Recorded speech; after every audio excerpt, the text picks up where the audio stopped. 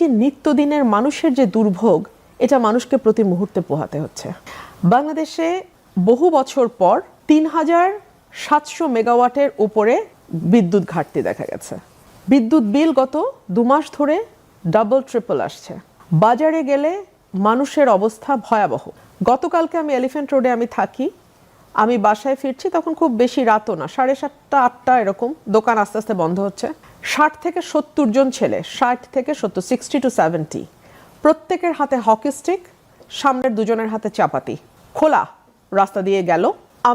I was shocked, I was shattered, কারণ বাংলাদেশে আমি আমার 40 বছর 45 বছরের জীবনে আমি এরকম ঘটনার মুখোমুখি হইনি। খোলা চাপাতি এলিফ্যান্ট রোডের মতো জায়গায়। পরে আমি শুনলাম যুবদল ছাত্রদল মিলে মারামারি হয়েছে ঢাকা কলেজের ওইখানে। আজকে সিলেটে হাজব্যান্ড ওয়াইফ, 90+ বয়স হাজব্যান্ডের, ওয়াইফ 70+, এবং একটা কাজের মেয়ে নৃশংসভাবে হত্যাকাণ্ডের শিকার হয়েছে। প্রতিদিন বাংলাদেশে কোথাও না কোথাও খুন হচ্ছে, এবং এখন নতুন আরেকটা শুরু হয়েছে, সেটা হচ্ছে জঙ্গি তৎপরতা। আজকে আমি দেখলাম কয়েকটা জায়গায় বোমা সদৃশ ককটেল বিস্ফোরণ হয়েছে, বোমা সদৃশ বস্তু পাওয়া গেছে। বরিশালে এক জায়গায় আদালত পাড়ার সামনে বোমা বিস্ফোরণে একজন আহত হয়েছিলেন, উনি মারা গেছেন। আপনি শুধু খবরগুলোর দিকে চোখ রাখেন, এই প্রতিটা ঘটনা এবং যা হচ্ছে বর্তমানে বাংলাদেশে, সেটা একজন সাধারণ নাগরিকের জীবন অতিষ্ঠ করে ফেলার জন্য যথেষ্ট। সো জুলাই সনদ নিয়ে আসলে কি ফ্যান্সি আলোচনা হবে, কি সাংবিধানিক আলোচনা হবে, এত ফ্যান্সি আলাপে, এইসব ফ্যান্সি আলাপ ভাল লাগে যখন আমরা একটা এভরিডে একটা নর্মাল লাইফে থাকি। বাংলাদেশের নর্মাল লাইফ এখন ওলটপালট হয়ে গেছে। মন্ত্রীদের কথা শুনলে মনে হয় তারা বাংলাদেশে থাকেন না, মন্ত্রীদের কথা শুনলে মনে হয় তারা বাংলাদেশে বিগত বছরগুলোতে ওনারা থাকেন নাই। সো আমার কাছে মনে হচ্ছে যে একটা বেসামাল সরকারের হাতে এই দেশ। সো এখন আসলে জুলাই সনদ নিয়ে বিরোধী দল কোথায় মিছিল করবে, কোথায় কি করবে, সমাবেশ করবে, it doesn't make much difference, because এই বিরোধী দলও এই সরকারেরই একটা এক্সটেনশন। ঠিক যেভাবে আওয়ামী লীগের এক্সটেনশন ছিল জাতীয় পার্টি, মিষ্টি মিষ্টি কথা বলতো, সংসদে এসে একটু বিরোধী বিরোধী ভাব ধরতো, এরাও তাই, হয়তো একটু বেটার দেন জাতীয় পার্টি, বাট ওরকম কোনো বড় ডিফারেন্স আমি দেখি না। তাহলে কি হবে? কি হবে এটা তো ভাই সময় বলবে। এই যে বললেন যে একদম প্রকাশ্য রাস্তায়, তো এলিফ্যান্টের মতো জায়গাতে এরকম করে মিছিল দেখলেন, হ্যাঁ, কোনো রিয়াকশন নেই না, এবং এটা শুধু রিয়াকশন নেই মানে যে গভর্নমেন্ট তরফ থেকে রিয়াকশন নেই সেরকম নয়, মানুষও জানে চুপ করে আছে, মানুষ চুপ করে আছে। এবং অপোজিশন পার্টি, আপনি বলছেন যে এটা extension of the government, yes, তাহলে কি হবে? They were with the government for many years, এবং তারা তো একসাথে সরকার গঠন করেছে, একসাথে বিরোধী দলে থেকেছে, একসাথে আন্দোলন করেছে, একসাথে ক্ষমতার হাওয়া বাতাস খেয়েছে। সো এখন তো তারা একসাথেই, কিন্তু মুশকিল হচ্ছে জামাত 77 আসন, এটা কিন্তু হিস্ট্রিতে কখনো হয় নাই। সো তারা এখন চেষ্টা করবে সরকারের ব্যর্থতাগুলোকে বাড়তে দিতে, সরকারকে আরো সময় দিতে, এবং আরো যাতে সরকার আরো বেশি ফেল করতে থাকে, বিভিন্ন জায়গায় আরো বেশি ডুবতে থাকে। তখন জামাতের জন্য যেটা সুবিধা হবে সেটা হচ্ছে যে তারা হয়তো নেক্সট ইলেকশনকে টার্গেট করে আগাতে পারবে। যদি আওয়ামী লীগকে নির্বাচন সিনারিওর বাইরে রাখা যায়, নির্বাচনী মাঠের বাইরে রাখা যায়, তাহলে জামাত এই স্বপ্নটা দেখতে পারে যে আগামীতে হয়তো তারা মেজরিটি নিয়ে আসতে পারবে। সো এইটা হবে তাদের গেম প্ল্যান। এই যে লং মার্চ, মহাসমাবেশ, এগুলো সব কি বোগাস? না, বোগাস ঠিক না। একটা রাজনৈতিক দল তার নেতাকর্মীদের চাঙ্গা রাখার ব্যাপার আছে, নেতাকর্মীদের মধ্যে আমরা যে বিরোধী দলে আছি সে একটা উদ্দীপনা রাখবার ব্যাপার আছে, প্রশাসনকেও একটা সিগন্যাল দেওয়ার ব্যাপার আছে যে আমরা কিন্তু শক্তিশালী বিরোধী দল। এবং ডেফিনেটলি জামাতের যেটা সুবিধা হয় যে ধরুন ঢাকায় তারা একটা সমাবেশ করবে, কথার কথা, নীলফামারীও তাদের যে কর্মী আছে উনিও ঢাকায় চলে আসবেন। আবার নীলফামারীতে যখন তারা সমাবেশ করবে, ঢাকার যেই যাত্রাবাড়ির কর্মী আছে উনিও নীলফামারীতে চলে যাবেন। সো একসাথে ওনাদের সমাবেশ কিন্তু আপনি বিশাল দেখবেন, বিকজ সারা বাংলাদেশের যেখানে যত জামাত কর্মী নেতা আছে তারা সবাই ওই জায়গাটাতে চলে যায়, and they're very organized. The transportation cost will be very high. Do you really think যে তাদের কাছে money is a problem? Money is not.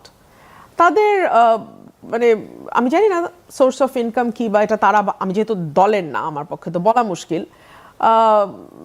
অভ্যন্তরীণ সোর্স হতে পারে, নেতাকর্মীদের কাছ থেকে পাওয়া টাকা হতে পারে, কিংবা বিদেশ থেকে আসা ফান্ড নেতা কর্মী তো সব যাচ্ছেই, তারা নিজেদের খরচেই যাচ্ছে, নিজেদের খরচে যাচ্ছে, থাকবে খাবে সব নিজেরাই করবে, সব মানে খুব ইজি মনে করেন?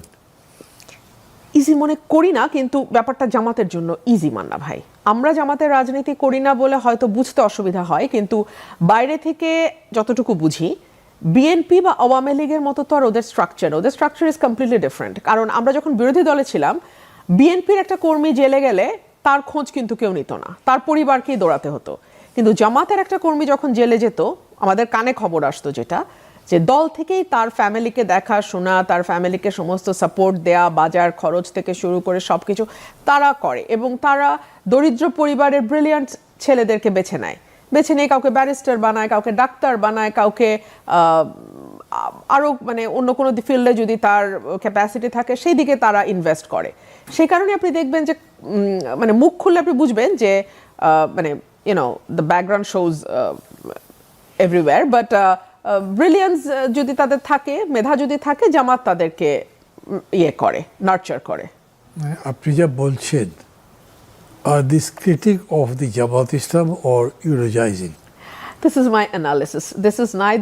I'm neither criticizing them nor I'm in favor of them, but I'm just খুবই objective analysis, very objective analysis, because I'm not a part of Jamaat. So objective অ্যানালিসিসই এরকম বলছে, it is a very discipline party, yeah, very কি বলা যায়, well organized.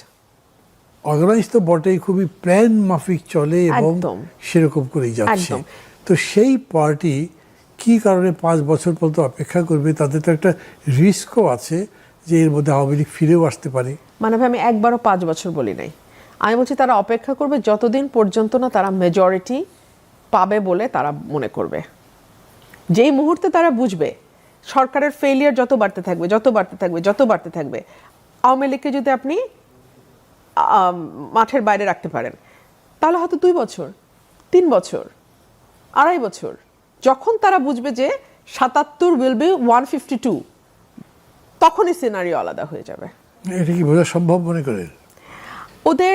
ওদের definitely পরিসংখ্যান আছে, they have their own calculations, একেবারে তাদের অ্যানালিসিস আছে, তাদের ডেটা আছে, এবং এইসব ব্যাপারে তারা অনেক গুছানো বলে আমার ধারণা। all these are going in their favor with a total eulogization, total. না মানে অবজেক্টিভ রিয়েলিটি হতেও পারে, হ্যাঁ হতে পারে, সেটা অস্বীকার করছি, হতে পারে, কিন্তু এটা ঠিক যে প্রথম আপনার বিগিনিংটা এরকম মনে হয়েছিল যে যখন আপনি বলছেন যেটা এক্সটেনশন অফ দি গভর্নমেন্ট, কিন্তু এখন আবার বলছে খুবই ক্যালকুলেটিভ ওয়েতে তারা অপোজ করছে। Absolutely. কিন্তু এখানে আমার প্রশ্নটা এরকম আসে যে ধরেন তারা যদি এতই পারে, তাহলে why not they try to make it earlier?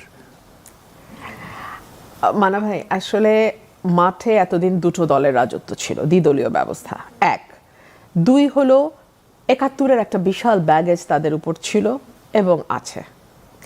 3 হলো তারা কিন্তু অত্যন্ত ধৈর্যশীল না হলে এত দূর এত বছর টিকে থাকবার কথা না। নিশ্চয়ই সেই 41 সাল 42 সালে তাদের জন্ম, তারপরে ধীরে ধীরে ধীরে ধীরে কতটা জমানা পার হলো, ভারত উপমহাদেশ, তারপরে পাকিস্তান, তারপরে বাংলাদেশ। সো এবং প্রত্যেকটা সময় তারা হিস্ট্রির উল্টো দিকে দাঁড়িয়েছে। 47-এ তারা একরকম চেয়েছে, 71-এ তারা একরকম চেয়েছে, কিন্তু ঘটনাগুলো ঘটেছে কিন্তু তাদের ডিসফেভারে। সো সেই জায়গাগুলো অতিক্রম করে এসে এখানে এসে দাঁড়ানো, ধৈর্য আছে, যেটাকে আমরা পারসিভিয়ারেন্স বলি, খুব পারসিভিয়ারেন্স তাদের অসাধারণ, লেগে থাকা। সো এই লেগে থাকা তো একসময় না একসময় কাজে দিবে। না, কিন্তু সেটাও ক্যালকুলেটিভ ওয়েতে লেগে থাকতে হবে, ভীষণ ক্যালকুলেটিভ, লেগে থাকলে তো হবে একদম। মানে ধরুন এতদিনকার হিস্ট্রি তো তা বলে না, because they failed in almost all the occasions. কিন্তু তারা টিকে গেছে, সেটা মানে ধরেন ইন্ডিয়াতে জামাত ইসলাম খুব টিকে গেছে এরকম বলবেন? একদম না, পাকিস্তানেও না। তাহলে কিন্তু বাংলাদেশে কিন্তু টিকে গেছে। বাংলাদেশে তো তাদেরকে এত পারসিভিয়ারেন্স, হ্যাঁ স্বাধীনতার পরে করতেছে, স্বাধীনতা এত বড় একটা যুদ্ধ তারা বিরোধিতা করেছিল, ফলে ন্যাচারালি এটা হবে যে মানুষ তাদেরকে রিজেক্ট করবে, মানুষ তাদেরকে হেট করবে, তাদের সে ক্যাম্পেইন করা ইজি হবে, তারা আসতে পারেনি। এইবার যে এলো সেটাও কিন্তু একটা দেখেন, মানে এটাকে কি বলবেন, এরকম একটা ঘটনা ঘটে গেল যেটা জামাতও সম্ভবত ঘটবার আগে কল্পনা করতে পারি নাই। মানে আমরা বলছি যে তারা খুবই প্ল্যান করে করেছে, কিন্তু 24-এর এই অভ্যুত্থান তো স্পন্টেনিয়াস। ওয়েল, অনেক রকম ব্যাখ্যা আছে, অনেক রকম মতামত আছে না, আমরা বাজারে। বিভিন্ন মতে চর্চা করছি তো কেবল, অনেক রকম। আমি অন্তত সিদ্ধান্তের কথা বলছি না, আমিও না, একদম না, কারণ এটা নিয়ে অনেক রকম ব্যাখ্যা বিভিন্ন কর্নার থেকে আসতেছে। সো এবং আমি মনে করি যে দুটো দল, বিএনপি এবং আওয়ামী লীগ, যত বেশি মানুষ দ্বারা প্রত্যাখ্যাত হবে তাদের নিজস্ব কর্মকাণ্ডের দ্বারা, তত বেশি কিন্তু ওই ভোটটা কিছু অংশ অন্তত জামাতের দিকে যেতে থাকবে। এবং নতুন প্রজন্ম কিন্তু স্বাধীনতার কত 55 বছর পার হয়ে গেছে।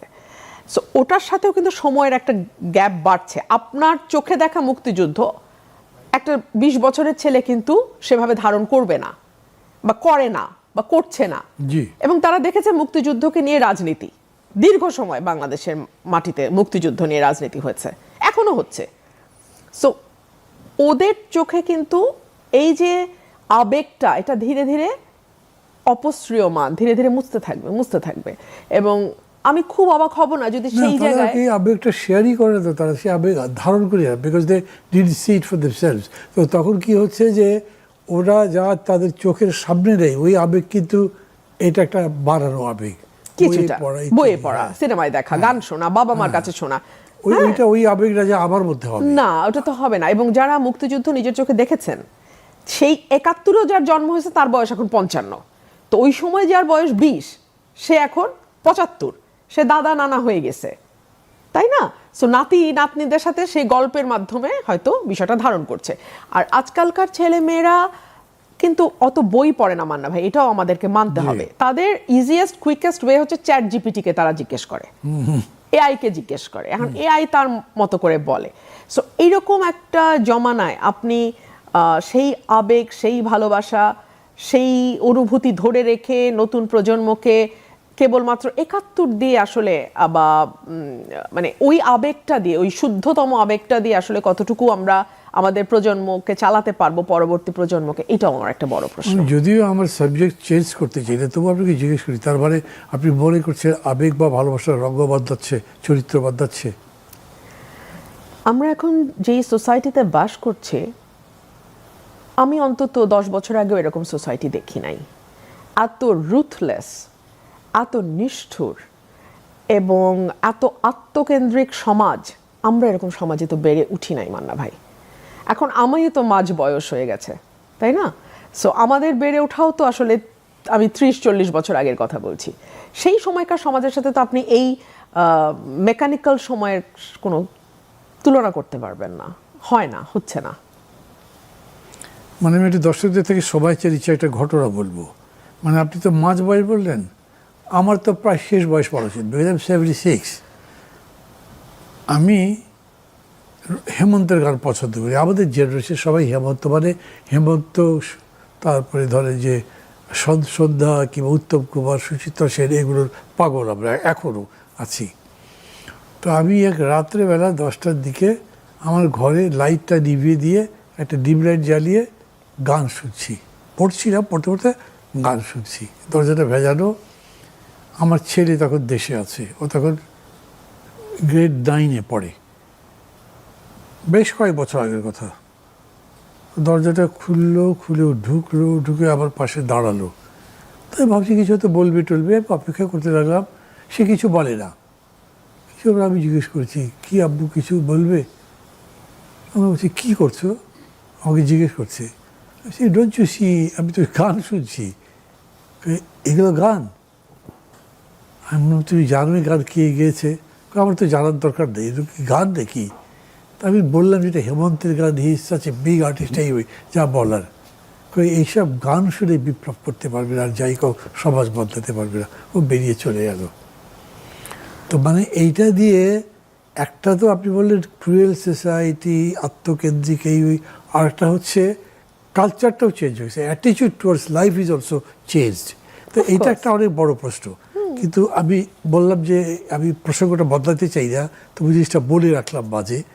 এই প্রেক্ষিতে আমি আপনাকে জিজ্ঞেস করি, আপনি নিজে তো বিএনপি করেছেন, এই যে আপনি বললেন যেগুলো, এগুলো বিএনপি লিডারশিপ বোঝে না? বোঝে? মান্না ভাই, এটা তো আমার পক্ষে বলা মুশকিল, কারণ আমি যখন বিএনপি করেছি আমি একেবারেই খুবই ছোট একজন কর্মী হিসেবে আমি দেশনেত্রী বেগম খালেদা জিয়াকে দেখেছি, কাছ থেকে দেখেছি এবং ভীষণ রকম ওনার স্নেহ পেয়েছি। খুব ছোট মানে খুব ছোট না, আপনি যখন মানে এমপি ছিলেন আগে তখন তো জানি না, আমি তো এই দলের সাথে যুক্ত হয়েছি 12 সালে, 2012 সালে। 2012 আজকে তো 14 বছর আগে। 14 বছর আগে তো আপনি যদি এখন মাঝ বয়সী হন তাহলে তখন পরিপূর্ণ বয়সে। না, আমি রাজনীতিতে ওই বয়সটাকে আমি ছোটই বলবো, একটা আর্লি 30s এর মেয়ে রাজনীতিতে ডেফিনেটলি ইয়াংই বলবো আমি। মানে যেমন ধরেন আমি বলি, আমিও জাসদ করতাম, আমি আওয়ামী লীগে যোগ দিয়েছি, যোগ দেবার আগেই আমার কতগুলো ধারণা হয়েছে আওয়ামী লীগ সম্পর্কে।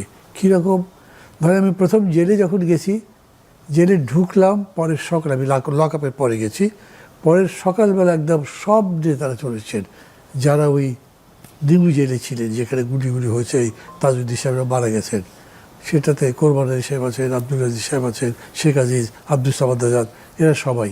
এবং তারা তো আমাকে আগে থেকে চেনেন, আমি একসময় ছাত্রলীগ তো করতাম। তো তারা এসে আমাকে জিজ্ঞেস করছে, খবর কি দেশের বলো তো? খবর আর কি, তো এই বললাম যে আমি দেখছি। তারা খুবই ডিসপ্লিসড আমার উপরে। কী জানতে চান? কাদের সিদ্দিকীর কী খবর? কাদের সিদ্দিকীর তো কোনো খবর নাই। তুমি খবরই রাখো না, কাদের সিদ্দিকী তো এখন যমুনার পাড়ে, তারা আমাকে বলছেন। সো মানে ওই রকম লিডারশিপে এরকম কথা বললো, তাতে আমি তাদের সম্পর্কে একটা ধারণা নিলাম। হতে পারে একটা ভুল, জেলের মধ্যে তত্ত্ব গেছে। পরবর্তী সময়েও আওয়ামী লীগ কখনো বুঝতেই পারেনি যে জামাত এরকম করে বেড়ে উঠছে, কখনো না। অথচ বোঝা যেত তাদেরটা, না বোঝার কথা না। তো আমি মনে করি ওরকম করে, যেমন আমি দলকে চিনি, আপনি যে বয়স আছেন আপনি তো বলতে চান না, বা আমি আপনাকে প্রেস করছি না যে বিএনপি বুঝতে পারবে না, সেটা কথা না, বুঝতে পারা উচিত। এবং আমার এই মানে আপনাকে প্রশ্ন করবার ছিলাম, আমি সেটা এখন করিনি। সেটা হচ্ছে যে মানে এই যে সেদিন জিয়া মানে তারেক জিয়া ইয়েতে গেলেন না, চিরং গেলেন, সেখানে গিয়ে উনি বাবুনগরীর সঙ্গে দেখা করেছেন এবং পত্রিকায় তো লেখা টেখা দেখেছেন যে মানে হেফাজতকে পক্ষপটে আনার জন্য একটা চেষ্টা এগেন্স্ট জামাত। তো মানে এইটা করতে হবে, সেখানে ওপেনলি তো বক্তৃতা উনি করেনি। মানে জামাতকে তারা খুব বড় একটা কিছু শক্তি মনে করছে, না হলে এই মুভটা করবে কেন, এত বোঝা যায়। এখন যদি আপনার মনে হয় যে ওনারা বুঝতে পারছে, তাহলে তো হয়েই গেল। না, বুঝতে পারছি। আমি আপনাকে জিজ্ঞেস করছি যে এই যে প্রসেস করে আসছে এরকম করে ভিতর থেকে, এইটা বুঝতে পারছে কিনা। না হলে তারা একটা এনিমি তো পলিটিক্সে রাখতে হয় সামনে, ইউ ফাইট এগেনস্ট হোম, সেই অর্থে দেখাতে পারে তারা হয়তো। কথা বলতে আমি বেশি বলছি। আমার কাছে মনে হয় যে বিরাট একটা ফিল্ড কিন্তু সেন্টার লেফটে রয়ে গেছে, যেটা কেউ এক্সপ্লোর করছে না। রাইট, ফার রাইট, সেন্টার রাইটের দিকেই ঘুরপাক খাচ্ছে রাজনীতি, কিন্তু 50% তো centre left and left far লেফটের দিকে আছে, সেদিকে তো কেউ যাচ্ছে না। সো এই ভ্যাকুয়ামটা আপনি যতদিন রেখে দেবেন, ততদিন আওয়ামী লীগের ফিরে আসা আপনি মানে অবধারিত হিসেবে ধরে নিতে পারেন, যতদিন পর্যন্ত ওই লেফট এবং সেন্টার লেফটের ভ্যাকুয়ামটা পূরণ না হচ্ছে। আমি মনে করি তাদের আসা অবধারিত। ভ্যাকুয়াম তো পূরণ হতে হবে, কেউ যদি সেই দিকে নজর না দেয়, যতদিন না আসে, হ্যাঁ যতদিন। তাহলে কি হচ্ছে আপনি দেখেন, সবাই তো রাইটের দিকে গাদাগাদিটা করছে, centre right, right, fur right, এখানেই তো ঘুরপাকটা খাচ্ছে। তো বাকি 50% তো আর ওইদিকে কেউ নাই। না, আমি যেটা বলছিলাম মানা ভাই, যে আমাদের ওই রাইট ব্লকটার মধ্যেই ঘুরে ফিরে centre right, right and far right, কিন্তু লেফটের একটা বিরাট অংশ খালি আছে। এখন আমরা যেটা বিরতির সময় আলোচনা করছিলাম, যে অনেকগুলো লেফটিস্ট পার্টি বাংলাদেশে আছে এবং পুরোপুরি লেফট না হলেও সেন্টার লেফটে আছে, ওয়েলফেয়ার পার্টি, যারা ওয়েলফেয়ারের কথা বলে সেই পার্টিগুলো আছে, কিন্তু কেন তারা মানুষকে অ্যাট্রাক্ট করতে পারছে না? আমার কাছে মনে হয় এর একটু আমাকে মানে মাঝে মাঝে আপনাকে ইন্টারফেয়ার করতে হচ্ছে, ইয়ে করবো সেটা কেন। আওয়ামী লীগ, বিএনপি, জাতীয় পার্টি, জামাতে ইসলাম সবগুলো ওয়েলফেয়ার ইকোনমির কথা বলে, ওয়েলফেয়ার স্টেটের কথা বলে, খুবই ইন্টারেস্টিং। সেটা তারা মুখে বলে, কিন্তু তারা এটা কতটুকু ধারণ করে, কতটুকু বিশ্বাস করে, কতটুকু ইমপ্লিমেন্ট করে। কারণ ইমপ্লিমেন্টেশনের জায়গায় কিন্তু বড় বড় 3টা দলই গেছে, যে 3টার কথা, 4টার মধ্যে 3টাই কিন্তু তারা চাইলে ইমপ্লিমেন্ট করার পরিস্থিতিতে গেছে, তারা ক্ষমতায় গেছে। 10 বছর, 20 বছর, 25 বছর এক একটা দল ক্ষমতায় ছিল। এরশাদ 10 বছর, বিএনপি জিয়াউর রহমানের আমল ধরলে 14 বছর, আর শেখ হাসিনা তো এক নাগারেই 15 বছর, প্লাস তার আগে আরো 10 বছর। ধারণ তো নিশ্চয়ই করে না, করলে সবচেয়ে বড় ম্যানিফেস্টেশন তো তাদের বাজেটে দেখা যেত, অ্যাবসলিউটলি, কিন্তু সেটা দেখা যায়নি। শিক্ষায় এখনো 2-এর কম, স্বাস্থ্যে 1-এর কম, সো সুতরাং বোঝাই যায় ওয়েলফেয়ার কতটা। কিন্তু ব্যাপারটা হচ্ছে যে কেন তাহলে আমাদের ওয়েলফেয়ারের কথা যারা ইমপ্লিমেন্ট করবে বলে এখনো বলে যাচ্ছে, বা লেফট পলিটিক্স যারা কৃষক শ্রমিক মজুরের দোহাই দিয়ে রাজনীতি করছে, তারা কেন মানুষ অ্যাট্রাক্ট করতে পারছে না? আমি কোনো দলের নাম অবভিয়াসলি বলবো না, কিন্তু তারা কেন করতে পারছে না? তার কয়েকটা কারণের মধ্যে একটা আমার কাছে মনে হয় যে তাদের রাজনীতিটা কোনো একটা জায়গায় গিয়ে জনবিচ্ছিন্ন হয়ে যায়, পিপলের সাথে কানেক্ট করতে পারে না। মানুষের সাথে কানেক্ট করতে হলে আপনাকে একদম মানুষের সাথে মিশে গিয়ে তাকে বোঝাতে হবে। বেশিরভাগ বাম রাজনীতিবিদের সঙ্গে আমি ব্যক্তিগত আলাপচারিতায় গিয়ে আমার কাছে মনে হয়েছে ব্রাহ্মণ এবং ব্রাত্যের মধ্যে আলাপ হচ্ছে।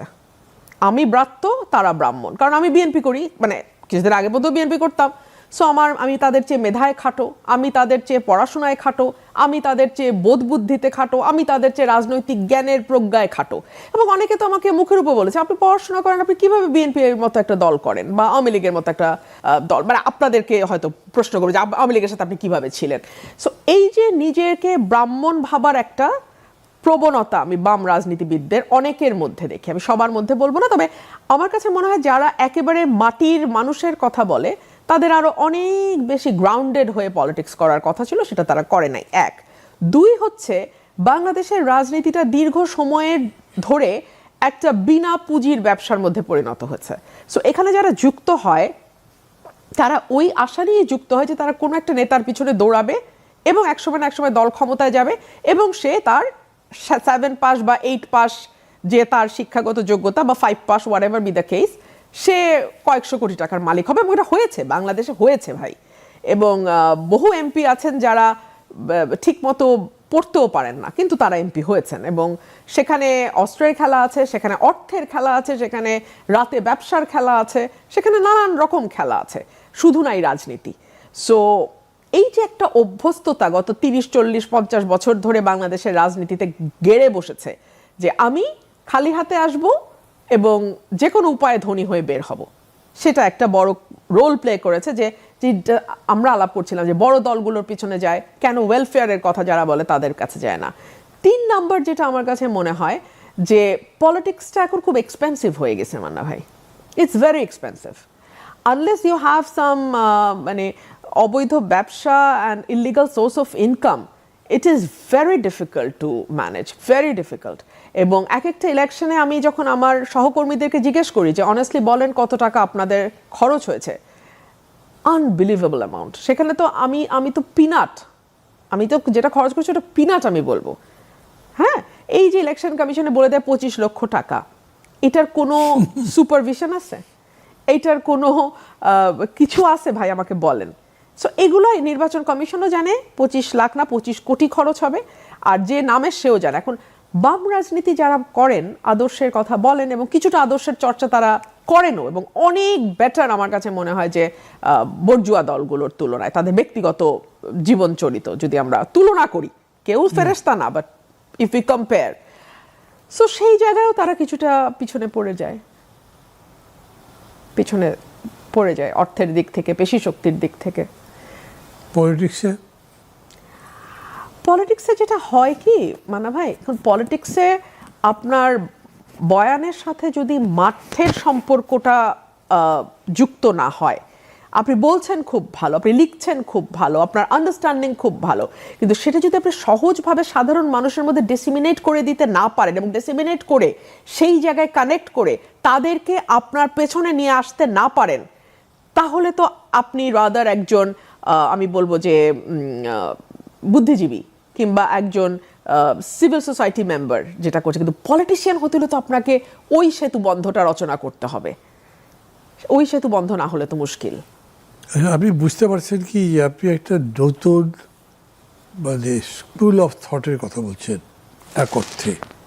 কীরকম আমি বলি, ধরেন এখন প্রায় সবাই বলে ভাই বাম দিয়ে আর কিছু হবে না, বামরা শেষ হয়ে গেছে, বামদের দিয়ে কোনো কাজই হবে না।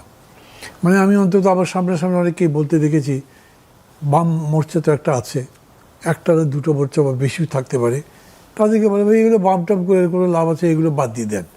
মানে পার্টিকুলারলি সোভিয়েত ইউনিয়নের পতনের পরে, ইস্ট ইউরোপের পতনের পরে এবং সর্বশেষ চায়নারও তো ক্যারেক্টার বোঝা মুশকিল।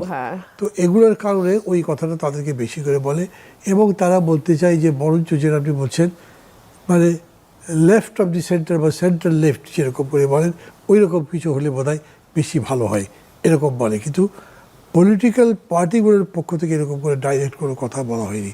সেখানে আইদার লেফট অর রাইট, মানে এর মাঝামাঝি কিন্তু কোনো জায়গা রাখা হয়নি। ইভেন ওয়েলফেয়ার ইকোনমিক্স যখন আপনি বলেন বা ওয়েলফেয়ার সোসাইটি, ওয়েলফেয়ার স্টেট বলেন, তখনও বামপন্থীরা বলবে ওটাও আলটিমেটলি রাইট। রাইট। এখন মুশকিলটা হচ্ছে কি, আমাদের মাটিটা একটু ডিফারেন্ট। আমি এটাকে সোভিয়েত ইউনিয়নের মাটির সাথেও তুলনা করতে পারি না, চায়নার মাটির সাথেও তুলনা করতে। আমার মাটি ইজ ডিফারেন্ট। আমার মাটিতে বিএনপি কেন এত জনপ্রিয় হলো, এই প্রশ্ন যদি আমি করি, হ্যাঁ, তাহলে আপনি দেখবেন যে বিএনপির শহীদ প্রেসিডেন্ট জিয়াউর রহমানের আমলটা সুশাসন, সততা এবং সেই সাথে একটা মাইল্ড ধর্মের মিশ্রণও কিন্তু কাজ করেছে। বাংলাদেশের সাধারণ মানুষ তারা হয়তো ফ্যানাটিক না, কিন্তু তারা আবার রাজনীতি থেকে ধর্মকে পুরোপুরি বিচ্ছিন্ন করে দেখা যেটাকে বলা হয়, সেটাতেও খুব একটা অভ্যস্ত না। তারা একরকম জগা খিচুড়ির মধ্যে থাকতে পছন্দ করে। আমি কিন্তু আজকে একেবারে কথা বলছি বার্ডস আই ভিউ থেকে, যেটা আমি আমার অবজারভেশন, এগুলা কোনোটাই আমি ভালো বা মন্দ বলছি না, হ্যাঁ, আমি কোনোটাকেই কোনো সাপোর্টও করছি না, অপোজও করছি, আমি শুধু যা দেখেছি, যা দেখছি আমি তাই বলছি। সো আমাদের মগজে মননে বামদের ব্যাপারে কথা বলতে গেলে সাধারণ মানুষের একটা জিনিস কাজ করে যে ওরা তো হয়তো ঠিক মানে আমরা যেভাবে ধর্মের করি, ব্যক্তি জীবনে করি, ওনারা হয়তো ব্যক্তি জীবনেও খুব একটা ধার্মিক নন। এগুলো মানুষের ব্যাক অফ দ্য মাইন্ডে একরকম কাজ করে। তার চেয়ে যারা একটু হয়তো লেফট চিন্তাধারা পছন্দ করে, সেকুলারিজম পছন্দ করে, ডেমোক্রেসি চায়, আবার একটু ওয়েলফেয়ারও চায়, তারা বা একটু শিল্প সংস্কৃতির দিকে আগ্রহ আছে, তারা মনে করে Awami League is a better option. আবার যারা মনে করে যে না, অত শিল্প সংস্কৃতি করলে আমাদের খাঁটি যেই ইমান সেটা হয়তো অত মজবুত থাকবে না, তারা মনে করে আচ্ছা বিএনপি, তারা কিন্তু আবার জামাতে যাবে না, অত ফার রাইটে তারা যাবে না, তারা একটু ঝুঁকে, হয় একটু আওয়ামী লীগের দিকে ঝুঁকে, তাহলে ধর্মও থাকলো, আবার সেকুলারিজমও চললো, সংস্কৃতির চর্চাও হলো, আবার ধর্ম চর্চাও করা গেল। তারা কিন্তু আবার ফার লেফটের দিকে ঢুকবে না। সো এটা হচ্ছে ব্যাপারটা। আমরা আসলে আমাদের মাটিটা ইজ লিটল ডিফারেন্ট। সো আমি আগের যে কারণগুলো বললাম সেগুলোরও একটা রোল আছে এর মধ্যে, এক ধরনের বিচ্ছিন্নতা আছে বামদের সাথে, আবার সেই সঙ্গে এই ধর্মের ব্যাপারটাও কোনো না কোনো জায়গায় গিয়ে কানেক্টেড। আপনি খুব অল্প কথার মধ্যে বিএনপি কেন এত পপুলার হলো সেটা বললেন, আর একটু বর্ণনা করবেন। ধরেন জিয়া রহমান পপুলার হয়েছিলেন, কিন্তু পরবর্তীকালে খুব বড় রকম ক্রিটিসিজম হয়েছিল যে উনি অস্ত্রের মাথায় ক্ষমতায় এসেছেন, অস্ত্রের জোরে। আর ইটস এ ফ্যাক্ট, উনি মার্শাল দিয়েই এসেছিলেন, আর্মি থেকে এসেছিলেন, আর্মিকে ইউজ করেই উনি আর্মিতে থেকেই পলিটিক্সটা করেছিলেন। বাট ইনস্পাইট অফ দোজ, এবং তার আমলে কর্নেল তারের ফাঁসি হয়েছিল, তারপরেও কিন্তু উনি ড্যাম পপুলার ছিলেন। তার কারণটা কি জানেন? তার কারণ হচ্ছে মানুষ কিন্তু ভান বুঝতে পারে। আমি আমার নিজের অল্প ছোট্ট রাজনৈতিক জীবনে আমি দেখেছি মানুষ ভান এবং আসল বুঝতে পারে। উনি সত্যি সৎ ছিলেন, মানে দেখানো, লোক দেখানো সৎ না, হি ওয়াজ ড্যাম ব্লাডি অনেস্ট। এইরকম অনেস্টি পলিটিশিয়ানদের মধ্যে মানুষ দেখে নাই, কম দেখছে। ৭২ থেকে ৭৫ সেটার একটা অভাব ছিল। একদিকে দুর্ভিক্ষ হচ্ছে, আরেকদিকে সোনার মুকুটের বিয়ে হচ্ছে। সো মানুষ এই বিষয়গুলো তাদের, আমরা মানুষকে কেন যেন মিসরিড করি, আমরা বুঝতে ভুল করি। আমরা মনে করি যে ওই সকালে উঠে তো চশমা পরে পত্রিকা পড়ে না, ওরা মনে হয় বুঝে না। মান্না ভাই, মানুষ যে কি পরিমাণ বুঝে, আপনাকে আমাকে রাজনীতি 3 বার বুঝায় ছাড়তে পারবে গ্রামের ওই কৃষক। এটা আমরা বুঝতে ভুল করি, বা আমরা আরো বেশি ভুল করে, এই কারণে এত গ্যাপ তৈরি হয়। সো সাধারণ মানুষ বুঝছিল যে জিয়াউর রহমান সৎ, এই লোকটাকে ভোট দিলে উনি ওনার আত্মীয় স্বজনকে প্রোভাইড করবে না, উনি ওনার ওয়াইফকে, ওনার বাচ্চাদেরকে তাদের জন্য বাড়ি কিনবে না, জমি রাখবে না, এই লোকটা আসলেই সৎ। এইটা ছিল তার সবচেয়ে বড় ইউএসপি। সেকেন্ড ইউএসপি হচ্ছে কেন সে পপুলার হলো, ওই নবরত্নের মতো উনি ওনার ক্যাবিনেট সাজাইছে, যেখানে যে ভালো, যেই জায়গায় যেই ফিল্ডে যে ভালো দরকার হয় তার হাতে পায়ে ধরে রিকোয়েস্ট করে হলেও তিনি তার ক্যাবিনেটে তার দলে সেই ব্যক্তিকে ইনক্লুড করেছেন। প্রধানমন্ত্রী শাহজিউর রহমান সম্পর্কে কি বলবেন? প্রচন্ড রকম সমালোচনা হয়েছিল, যিনি পাকিস্তানের পক্ষে গিয়ে জাতিসংঘে একদম খোলামেলা কেয়ার করেনি, খোলামেলা করেনি, কারণ তার ব্যক্তিগত ক্যারিশমা ছিল ওই রকম। শাহজিজের না, জিয়াউর রহমানের অনেক কিছু মানুষ ইগনোর করে গেছে। ওই যে জুলাইয়ের ইয়েটা আমি আপনার এখানে আবার আনি। আমি আপনাকে শুরুতে কি বলেছি, I am a politician.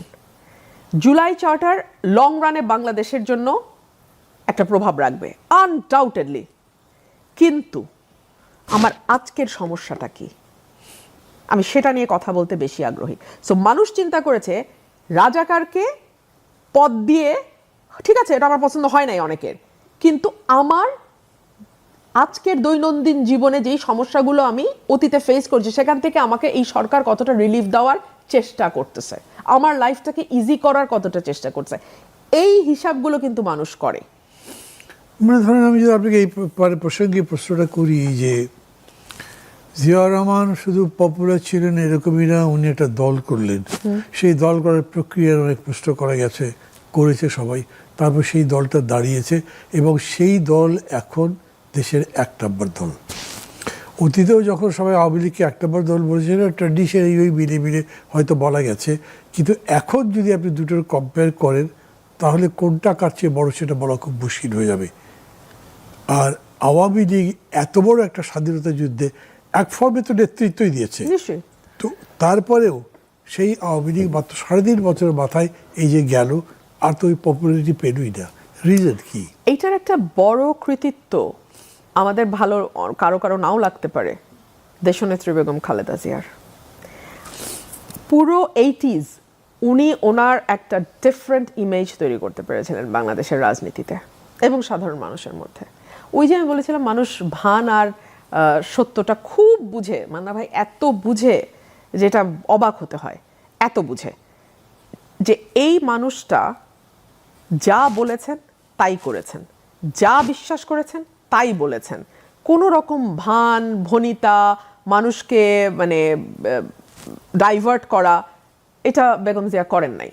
So এই যে 10 বছর মাঠে ঘাটে ওনার রিলেন্টলেস ছুটে চলা, that paid the party of, এবং 86 নির্বাচন তো সার্টেনলি একটা মাইল ফলক তৈরি করে দিয়েছে যে এই ভদ্রমহিলার যা বলেন তাই করেন, এবং আপোষহীন যে ইমেজটা উনি দাঁড় করিয়েছেন সেটা আমৃত্যু উনি সেটাকে আপহোল্ড করে গেছেন, আমৃত্যু উনি আপহোল্ড করেছেন। দেশ জুড়ে যে উত্তরাধিকারের রাজনীতির বিরোধিতা চলেছিল, উনি তো তাতে সাকাম করেছেন।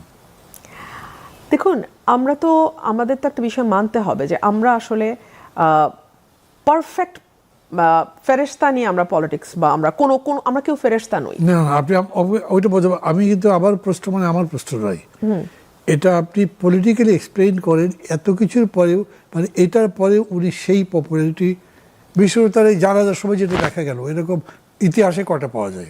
আমি যদি বলি যে উনি দেশের জন্য জীবন দিয়েছেন, এটা কি ভুল বলা হবে? এই মানুষটি যদি 14তে একটু আপোষ করতো, 18-17তে ওনার জেলে যেতে হয় না, আবার 18তে একটু আপোষ করতো, উনি রানীর মতো জীবন কাটাতে পারতো, জেলে যেতে হতো না। মান্না ভাই, এই মানুষটা মারা গেছে বাংলাদেশের গণতন্ত্রের জন্য, বাংলাদেশের মানুষের অধিকারের জন্য, বেগম খালেদা জিয়া। ওনার ব্যাপারে তো আসলে আপনি বাংলাদেশের মানুষের ঋণ বলেন, কৃতজ্ঞতা বলেন, সেটা অন্য লেভেলে, এবং এটা শি ডিজার্ভস দ্যাট, দেশনেত্রী বেগম খালেদা জিয়া ডিজার্ভস দ্যাট। আর আপনি উত্তরাধিকারের রাজনীতির কথা যেটা বললেন, আমরা মুখে উত্তরাধিকার পছন্দ করি না, কিন্তু মাঠে গিয়ে আবার উত্তরাধিকার ছাড়া আমরা মোগল সাম্রাজ্য পছন্দ হয়, ওটা আমাদের রক্তে, আমাদের চিন্তায়, মগজে। আর তাছাড়া আমি জনাব তারেক রহমানের দলের নেতৃত্বে আসাটাও উনি কিন্তু হুট করে এসে একদিন ছেলে হিসেবে বসে যান নাই। হ্যাঁ, ওনার কাজের আমি সারাদিন সমালোচনা করতে পারি এবং করিও, কিন্তু ওনার এই জায়গাটাতে আসার পিছনে উনি কিন্তু দলের একজন সাধারণ সদস্য হিসেবে, যখন ওনার বয়স 18, 19, 20 এইরকম, উনি তখন যুক্ত হয়েছেন, একটা পদ নিয়েছেন, তারপরে ধীরে ধীরে মাঠে ময়দানে কাজ করেছেন 2001 ইলেকশনের আগে। তারপরে গিয়ে উনি যুগ্ম মহাসচিব হয়েছেন, সিনিয়র যুগ্ম মহাসচিব, তারপরে অ্যাক্টিং চেয়ারম্যান, তারপরে দেশনেত্রী বেগম খালেদা জিয়ার পরে উনি চেয়ারম্যান হয়েছেন। সো এটাকে আসলে ঠিক মানে আমি চেয়ারে বসে যাওয়া এভাবে